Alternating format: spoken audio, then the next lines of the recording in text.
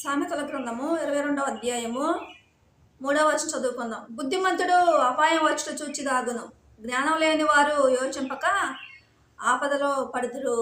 దేవుడు ఏమంటుందంటే, బుద్ధిమంతులు పలానా పాపం చేస్తే నాకు చెడ్డ పేరు వచ్చిద్దేమో, పలానా పాపం చేస్తే చెడ్డ పేరు వచ్చిద్దేమో, పలానా పాపం చేస్తే అవమానాలు నిందలు ఎదురైతేమోనని పరిశుద్ధంగా బ్రతికేవారుగా ఉంటారంట కొంతమంది.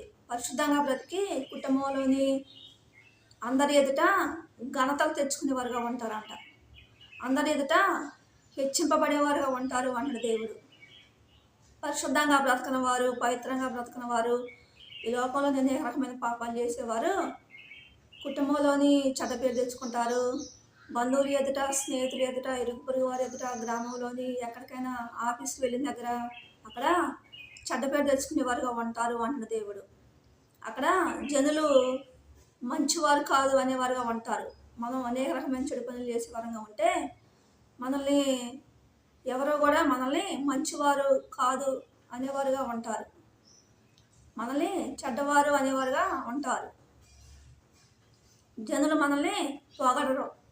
మనం చెడు పనులు చేసేవారుగా ఉంటే జనులు మనల్ని పొగడకుండా ఉండేవారుగా ఉంటారు. మనం అనేక రకమైన చెడు పనులు చేసేవారుగా ఉంటే జనులు మనల్ని పొగడకుండా ఉండేవారుగా ఉంటారు.